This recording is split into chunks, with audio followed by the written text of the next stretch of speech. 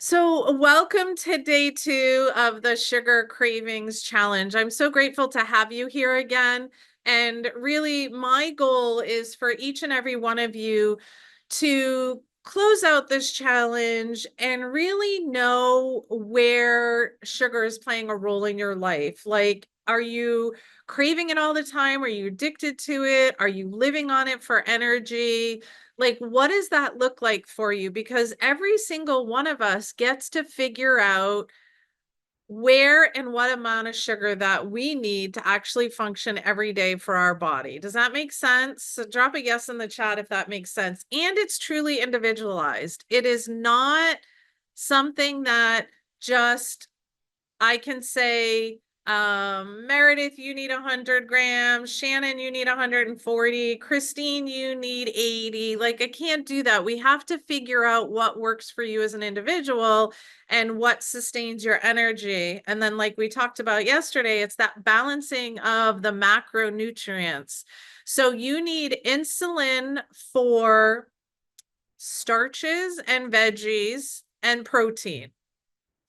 You do not need insulin for fat. So you can see how, like if we start labeling, you could see how keto diets could allow you to lose weight. However, if you're insulin resistant and you have pre-diabetes, long term, you're not getting the minerals and nutrients you need because you're on such high fat and such low carbs. So again, figuring out what works for you is 100% key. So today I want to talk about sugar's role and the impact in our bodies. So when sugar, and I'm talking carbohydrates, and I'm talking like category 2, the starchier vegetables like the squashes and the peas and the corns and the avocados, those sorts of pieces. When sugar enters our system, we have this whole cascade of physiological processes that begins. So I want to talk about doing a deep dive on how your sugar is metabolized. So you put a bolus of food in your mouth, you chew your food, hopefully very small. I say 10 to 15 chews per bite. You release pepsin, hydrochloric acid, and B12 in order to digest. So you're chewing your food, it goes down through your body, through your stomach, into your small intestines. Once it's consumed, most sugars, especially like the simple ones like we're talking about, like sucrose, which is table sugar, it's fastly broken down into glucose and then fructose in the intestines by the time it hits the intestines. Then in the bloodstream, sugar is absorbed directly into the bloodstream, and that's when your blood sugar levels rise. This rise now tells your pancreas to produce more insulin. That is the hormone that we talked about yesterday that allows cells to take in and actually use glucose for energy. So glucose is the primary energy source for all of our cells, even our brain cells. It literally fuels us day to day, and it keeps all of our organs and all of our muscles and everything functioning optimally, right? So that is the key. That's why I started this off by saying we have to figure out how much sugar, how much starches, how much starchy vegetables do you need in order for your cells to do what it needs to do as well as your organs. So I look at sugar and insulin and glucagon. I look at it like this symphony. So as we begin to understand it, the interplay between these hormones, when glucose levels rise in the blood, the pancreas releases insulin. Now, insulin uptakes glucose into the cells. That allows the muscles in the liver to store glycogen for future energy needs. That is important because back in the day, if you were foraging for food and you couldn't find food, you now stored it in the body. The problem is we're storing so much because we're eating so much sugar that we end up having fat cells in our body because it has to go somewhere. Our opposite hormone when blood sugars drop is glucagon. So as sugar levels drop, pancreas now says releases glucagon.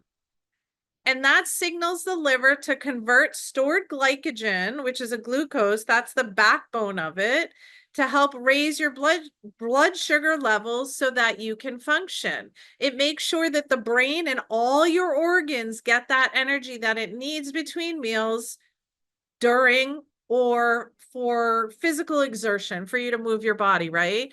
So these hormones are constantly in tandem with each other to stabilize your blood sugar.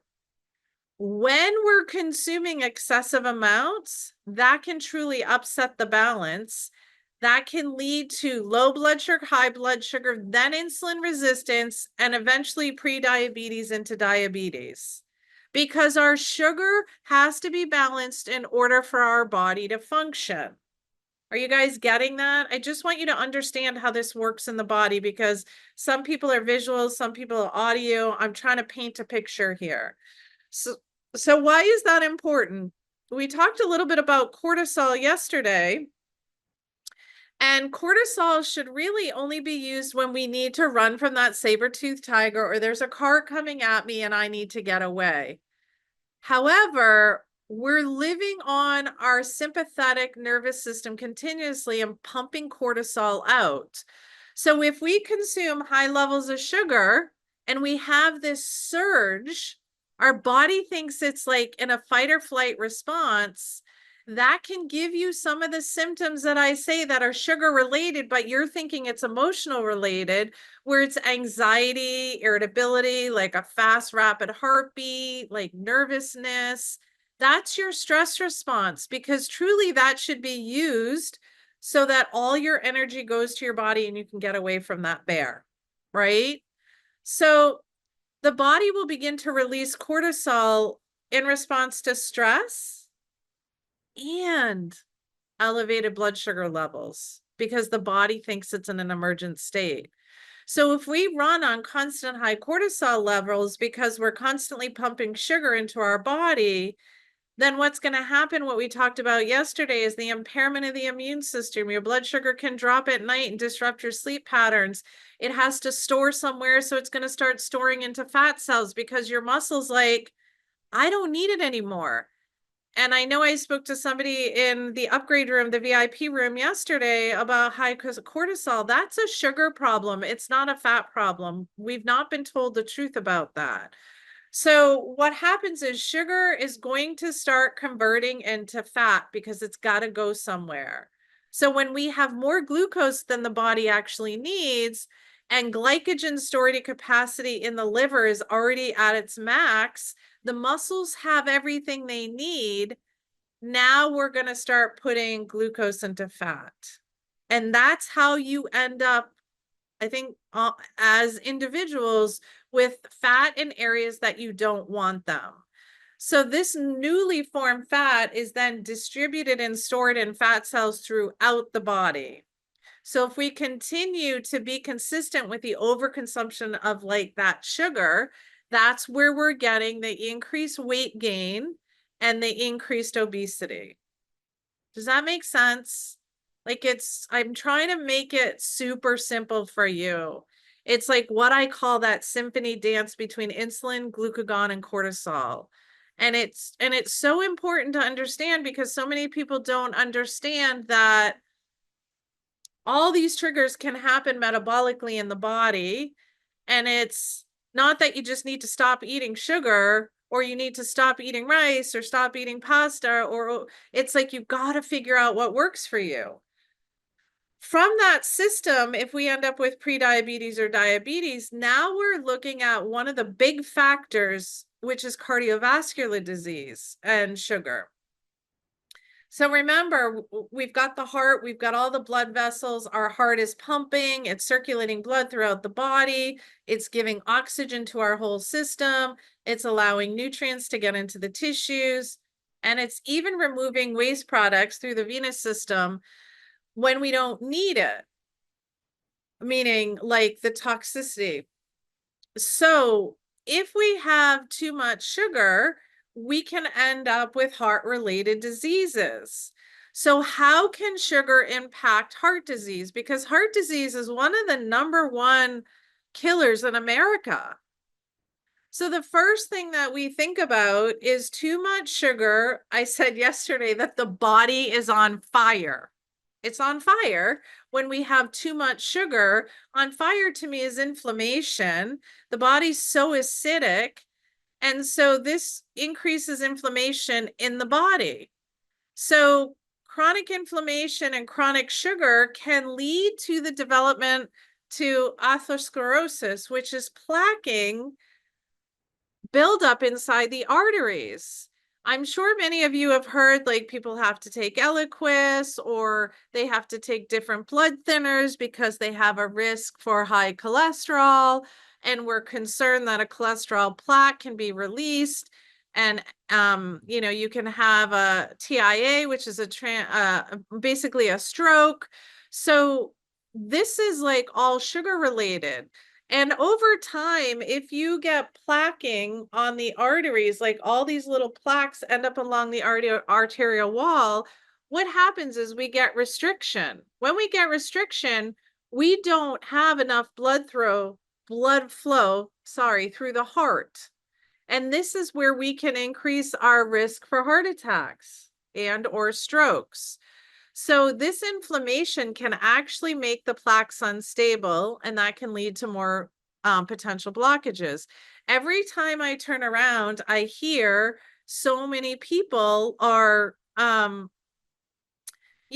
heart attacks or triple bypasses or quadruple bypasses.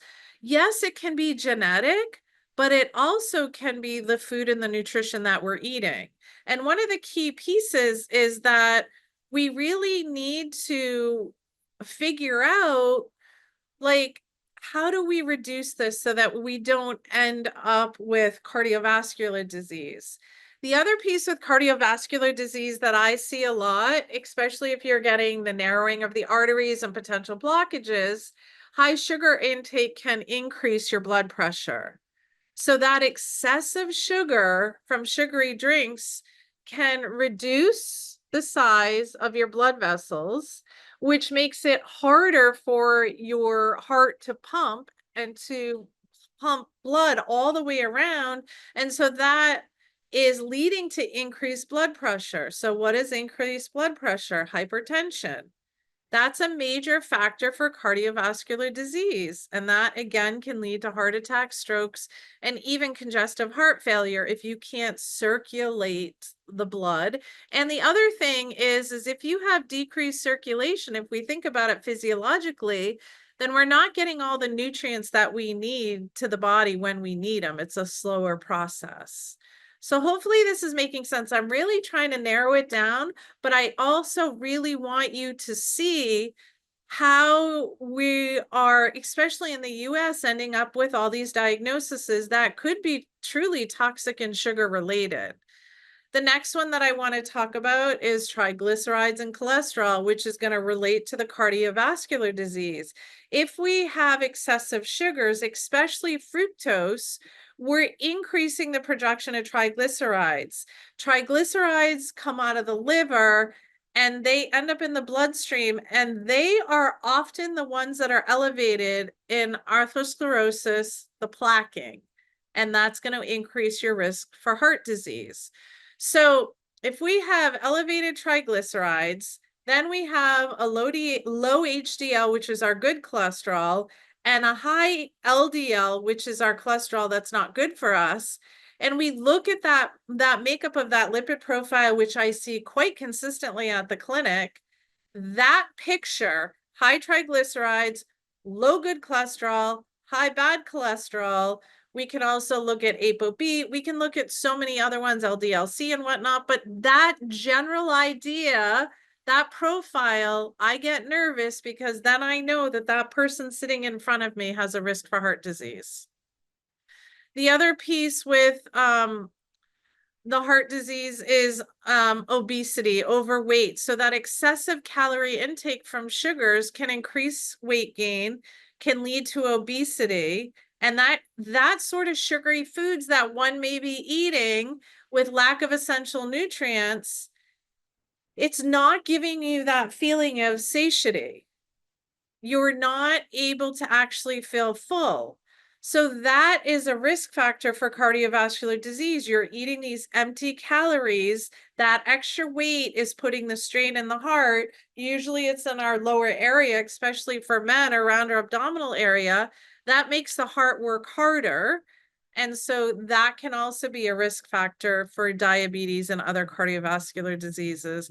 I hope I'm not making anybody scared. What I'm trying to do is bring awareness so that you understand if you continue to eat the sugar and you want to stop it and you think about these risks that you have and you keep that emotional vision like we talked about yesterday in your heart, then this will help you stay on top of reducing sugar in your diet. Is everybody still with me? Can you drop a yes in the chat if you're getting it? Is it too medical? Because I'm really trying to keep it, I'm trying to not, okay, good. All right, great. Because I don't want to lose people here. The next one is insulin resistance with diabetes. We've already really talked about that. We are if we're pumping insulin, then the cells, all of your cells become resistant, all of your muscles, everything has the sugar it needs. Now we need to start storing it as fat. Insulin resistance now leads to prediabetes into type 2 diabetes.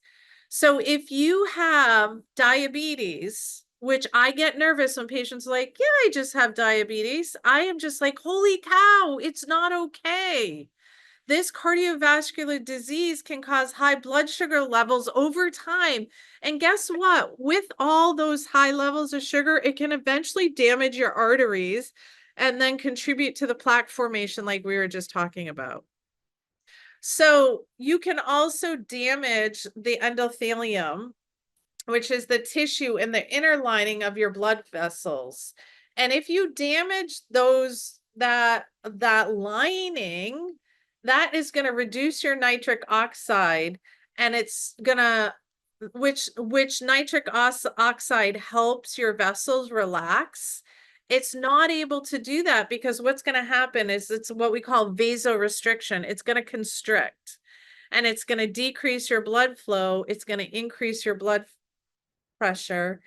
And you guys are all stars now, and you're going to know that I'm going to say that's going to increase your risk for heart disease and stroke.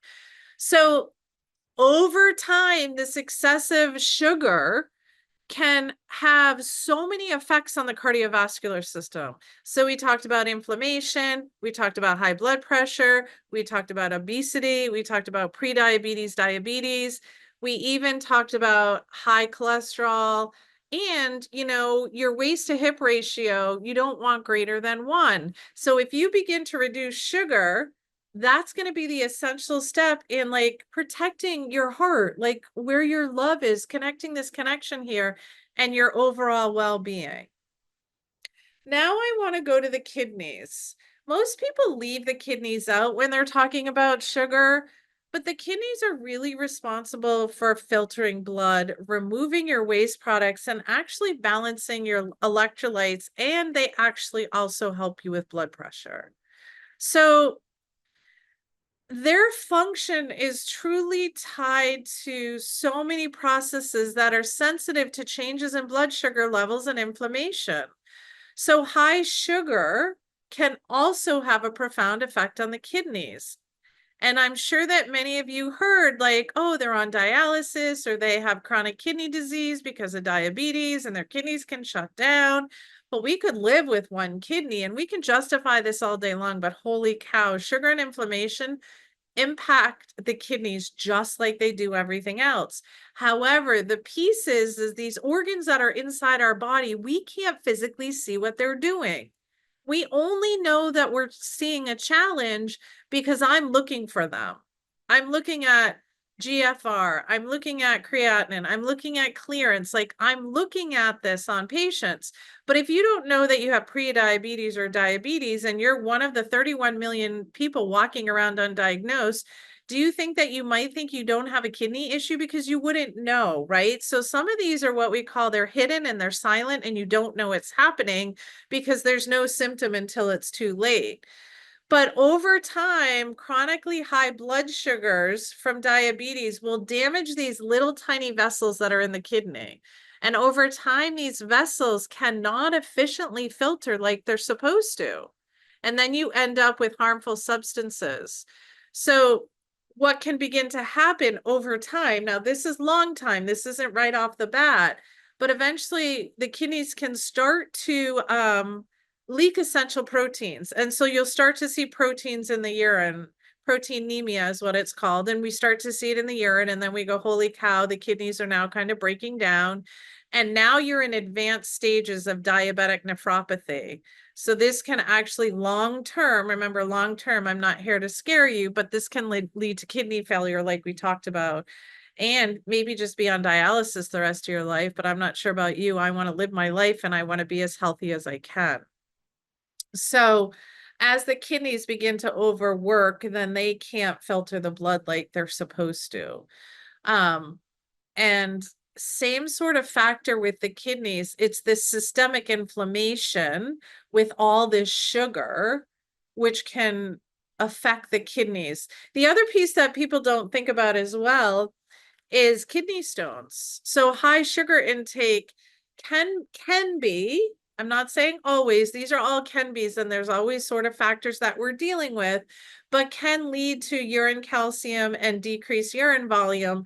And that can allow for like this environment that can create stone formation. And I know from working with patients that kidney stones can be very painful and you may need medical intervention in order to get them out. And, long term, these stones can cause chronic kidney damage. The kidneys are also responsible for helping regulate blood pressure, which people don't think about. They think it's only the cardiovascular system. So high blood pressure can damage those little vessels in the kidneys as well that we just talked about. And then it can't filter blood. The last piece that I really want to talk about, because I feel like the kidneys and the cardiovascular system, they're all working together. We talked about the insulin and the glucagon and cortisol through the pancreas. The last piece, which is so, so important that I want to talk about as far as direct organs, is the gut. So our gut, I think, is our biggest brain. Like sugar, gut, and the brain like dance together. And so you've heard me, if you've been in my community for a while, talk about the gut brain axis being two-way communication, right? So if we're dumping all this sugar in the gut, then we're disrupting our healthy gut microbiome. Our gut microbiome has trillions of bacteria in it. And that balance of bacteria and the nutrition that you're putting in there plays a pivotal role in many factors like your neurotransmitters, your hormones, like serotonin is made in the gut. Also, we also think about our immune system. It's directly related to how healthy our gut microbiome is. But if we're disrupting it and creating digestive issues, like we talked about digestion when we first started, then we can end up with like bloating, we can end up with gas, we can end up with diarrhea, or most importantly, which is the biggest problem that I work with so many patients, is that the permeability of the gut lining becomes more permeable. And then what begins to happen is unwanted substances can now enter the bloodstream. And for those of you that are familiar or may even have suffered from it, it's called leaky gut. And lipid peroxidases can release out of the gut and cause challenges into the immune system. Into the gut, which then can affect the immune system. How else is that important? Because if we have this gut-brain axis through the vagus nerve, which is the wandering nerve that has both the fight or flight or the rest and digest, the go, go, go, the peace, slow, calming energy, that vagus nerve is direct communication. So what can begin to happen is if our gut is inflamed, our brain is inflamed. And so the leaky gut can allow harmful substances into the blood-brain barrier that can affect challenges in the brain. What did I talk about yesterday that people were kind of like, oh my goodness? We talked about inflammation in the brain. Type 3 diabetes is Alzheimer's. 1 in 4 women, if you look at the people on the screen and you count how many people are here, 1 in 4 women are going to have Alzheimer's at this point if we follow that research. If I don't do what my vision is and heal chronic disease, we're all going to be in trouble. But every single one of you on here is not going to, because you're going to start to reduce sugar from your diet. So I mentioned that the gut serotonin production, 90% of serotonin is made in the gut. Why is serotonin important? It's important for mood regulation, right? So if we have decreased serotonin, we're going to feel like garbage. We're going to feel like we don't want to get out of bed. We may end up with depression and anxiety. So that's why it's also important to feed the gut what it needs. Lastly, the sugar cravings and that brain gut feedback loop. The brain's reward centers become activated when you eat and consume sugar. And guess what's released? That dopamine, which makes you feel good, makes you want more. You're having a down day, so you're going to reach for sugar, right? It's going to be instantaneous and then it's going to drop. I'm sorry, guys. It's not going to keep you long term. We've all seen it. We've all tried to do it. We've reached for sugar. We've overeaten sugar. We feel like we're really good, but then we feel like garbage afterwards.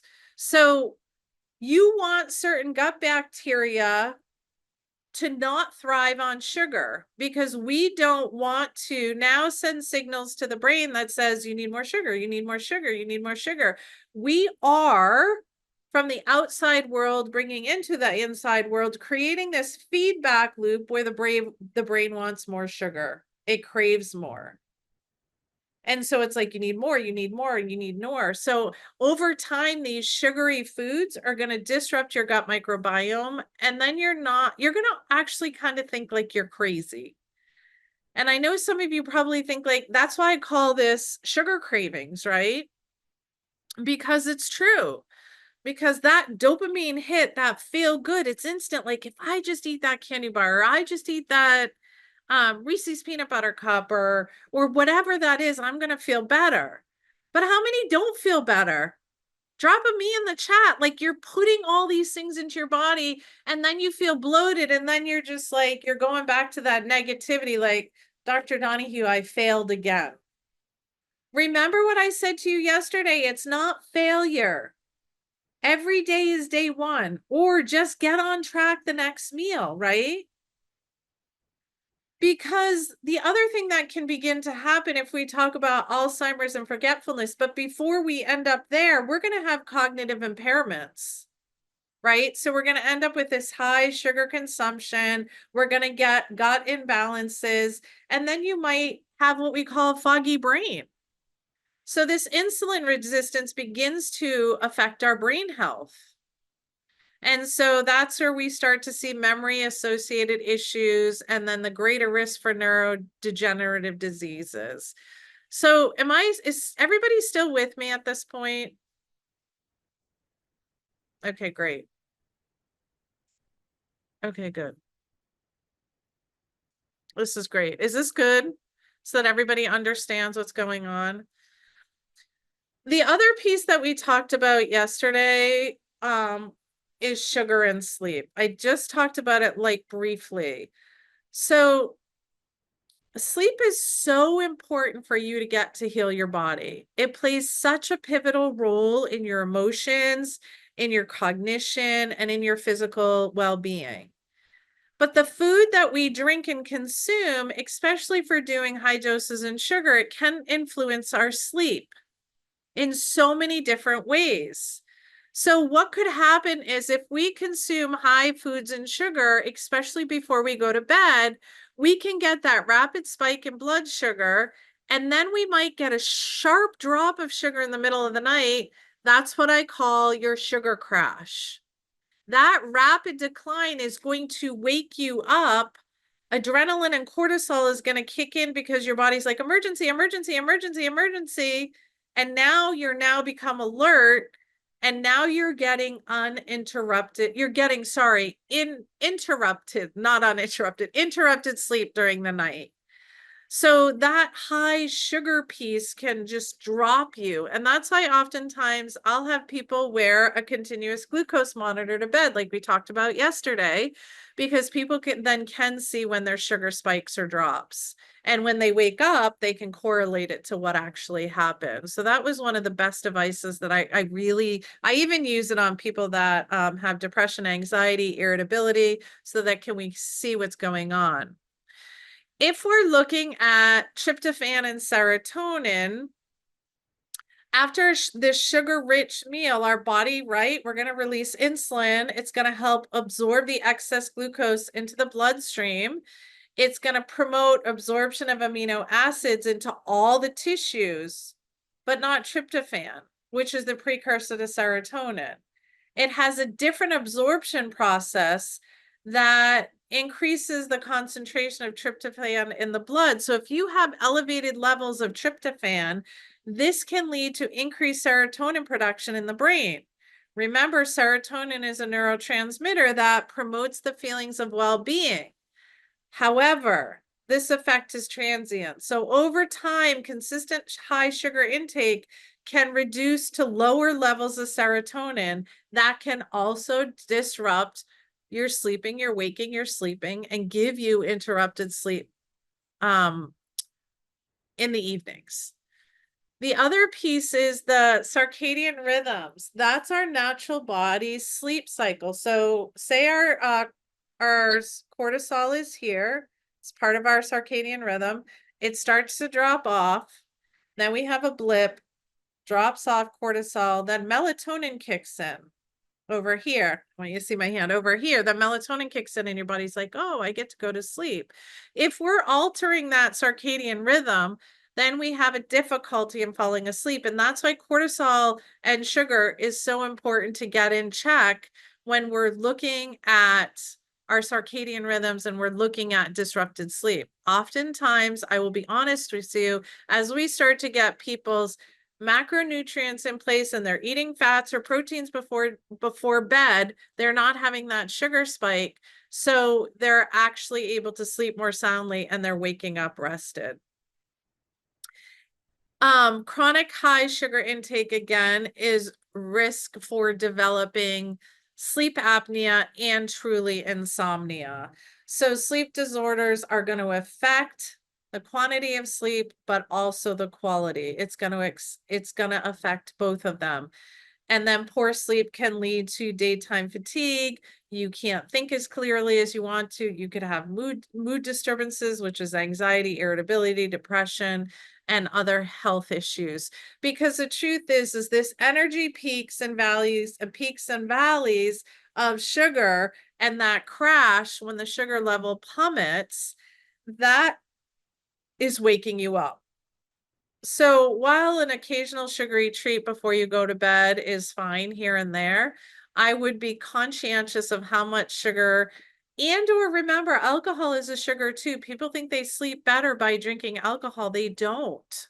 You don't sleep as soundly. So in order to promote better sleep, figure out what you're really eating before bedtime. And like that whole cycle of higher protein, higher fat before you actually go to sleep. So the last thing that I want to talk about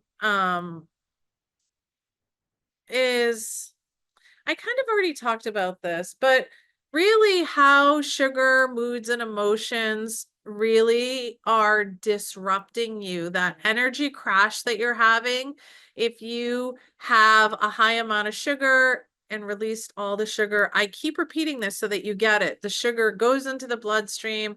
The brain uses a glucose as its primary source. You get this sudden burst of energy. You get that release of feel good of dopamine in the brain. You get that initial high, but then guess what you do? You get that sudden burst, you get a sudden burst of energy, and then you get that sugar crash. That is not healthy on that body. That's what I call with my patients the roller coaster ride. And that is so important to get that in check because you are constantly activating a stress response with the cortisol levels kicking in when you have that sugar spike because it's like emergent, emergent, I need to bring it down. And then as you're bringing it down, in the meantime, you can get anxiety, stress, and tension. And over time, that is going to contribute to chronic stress and or long-term adrenal burnout, which is so challenging on the body. And the other piece, if we look at the aging part of it, reducing sugar is anti-aging. So if you eat a lot of sugar, we have this process called glycation. And that's where like sugar molecules attach to proteins in the bloodstream, and they're called advanced glycation end products. You also will see them in the media as aging. So if you start to reduce sugar in your diet and find sugar amount that works for you, then your skin is going to look better. It's going to be more hydrated. Sugar is very drying to the body. It affects your collagen, your elastin, and all the proteins that keep your skin firm and elastic. These ages can accumulate and make you have this feeling of stiffness, inflexibility. You can get wrinkling from it, the sagging skin that people complain about as they age. And internally, that glycation can affect organs as well, which leads to inflammation and aging. So it's really important when we are figuring out what works for us. And I'm so glad you guys are here with me walking through this sugar cravings journey because it is urgent for you to take care of your health. So I want to kind of sum up today in what we talked about yesterday. So as you prioritize your health, it's crucial. And every day that you choose to consume excess sugar, you're compromising your long-term health with all the things we just talked about. I don't know about you, but I want to be healthy and healthier as I age. And these small changes that you're making, we started talking about this right off the bat this morning with a quick Q&A before we started. These small steps create significant changes. You can start small, adopt those minor sustainable habits, and then you're setting the foundation for lasting change. This can be as simple as, say you have, I don't know, apple juice every day or a glass of orange juice every day. Maybe you change that to maybe this much orange juice and then a glass of water. Or take out, maybe you eat sugar after every lunch. Maybe you only eat it every other day. Like those are small sustainable changes that you can start to do. The other piece that's so important that we talked about yesterday, and those of you that have joined our community channel is so important because my team is in there. They're downloading the video from yesterday. We're putting notes in there. Surrounding yourself, like myself and others, is invaluable. I also suggested you send the link to your friends and bring them aboard to help you, or loved ones, because they can help you hold you accountable as long as they're doing it in a nice way, right? And not a combative way of saying like you need to do this, right? So over time, you can help one another. And then as you're shifting how much sugar that you're intaking in your nutrition plan, notice how you're feeling emotionally. Notice that maybe you were temporarily band-aiding an emotion. And so as you remove that sugar from your diet, you may be unveiling some suppressed feelings. So really check in with us if that's what happens, because you may be more addicted to sugar because it's more addictive to cocaine than you really realize. But with time, your body and mind is going to adjust to the absence of sugar, and then you're going to have more stable moods and more balanced energy levels. But I can't say one way or another whether you might go through some feelings of sadness or, not joyful or things like that. But how do we want to boost it? Our brain is 80% fat. Let's bring in some healthy fats. Let's bring in some movement. Let's find somebody to make us laugh. Let's bring joy into our life. Like, those are all ways to start working through our suppressed feelings that we may have been suppressing. And then that whole sugar addiction, which is related to dopamine and serotonin, the sugar can temporarily boost it, but it's not going to be long term. But when you have that sadness, how about if you sit through it, you journal through it, you go for a walk, you breathe, you call for a loved one, rather than reaching for that sugary candy to make yourself feel good, or even a pasta meal. I don't know what your go-to is that can be sugar related. But as you begin to eliminate sugar, it's not going to be as much. Sorry, I want to start that again. As you begin to remove sugar from your diet, it's not just physical changes you're going to see. You're going to see emotional, mental feelings. But as you get that right mindset on board and you get the support system like we're supporting you with here, then you can make lasting changes. But I will tell you, sometimes it takes a week to 2 weeks, and sometimes it takes people 6 weeks not to crave anymore and to really get that strategy that works. In closing, it's those small steps that you take that you're going to be successful in reducing sugar, because it has a grip on you right now. It's holding on. But as you begin to reduce it, you're going to have this leap of overall well-being that's you're going to feel in your heart. But it's going to take time. I wish I could say bing, bing, bing, bing, bing, bing, bing to each and every one of you that as soon as you remove sugar, you can heal. How are we all doing? Did I sum it and tell a story enough so that you actually got connected to this? Yeah. Okay, great. Awesome. Before we close, I want to make sure that everybody knows. Let me see if I can grab it for you, that we have a community group that is in your membership. If you signed on, let me drop it in the chat.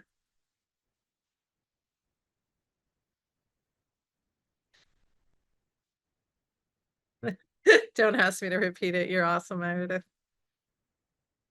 I may ask you to repeat some things because something stuck for you that didn't stick for somebody else.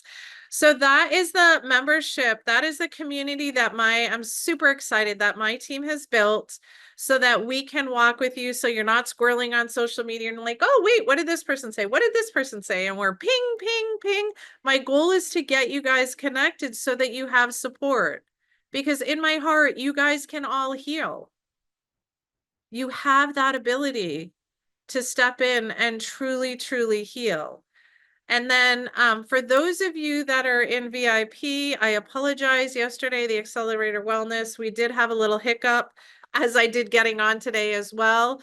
An email didn't go out, but my team did fix it today. So at 4:45, you should have received an email in your inbox that will take you to the VIP room. So your homework today, does anybody have questions on what your homework was today? Before we get off, because I want to make sure that your questions are answered from today's challenge. Do you guys have the homework open and handy to take a peek at it, or you're good with it, or?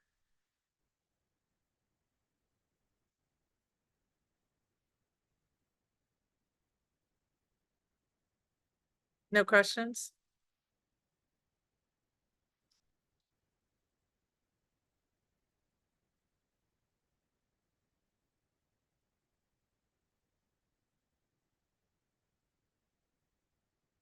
Yeah, so day 2 of the sugar challenge should be in the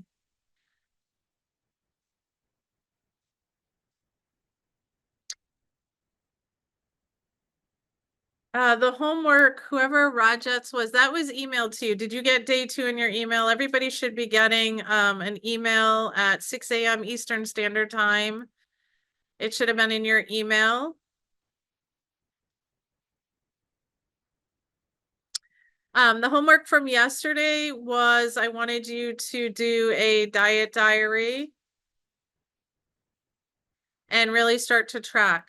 How detailed does it need to be? It only needs to be as detailed as what works for you. So if you're getting the answers that you need and you're able to track where you're going off track, I would definitely always record something in your diet diary that you know took you off track. So now, because awareness is key for making change, when we talked about habit stacking yesterday. So that's how detailed it needs to be. That works for you. Like sometimes I'm super detailed when I have an app, Avatar Nutrition, that I use, and sometimes I'm super detailed, and other times I'm just kind of transient when I'm trying to figure out a system that's go.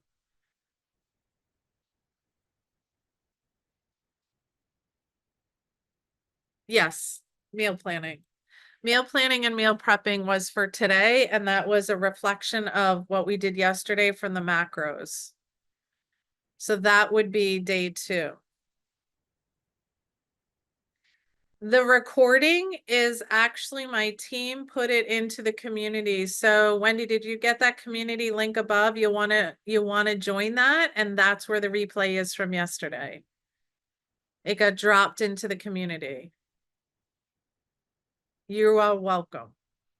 All right, guys, those of you that are in the VIP room, I'm going to jump off here. We're going to jump into the Wellness Accelerator upgrade. Those are hand in hand. And those of you that aren't joining me, I love you. Have an amazing day. You've got this. If you have any questions, I'll open up for questions tomorrow, right before we get off the bat. And have a great night. You are so welcome, Dan. And I will see you all tomorrow, 4 p.m. Eastern Standard Time.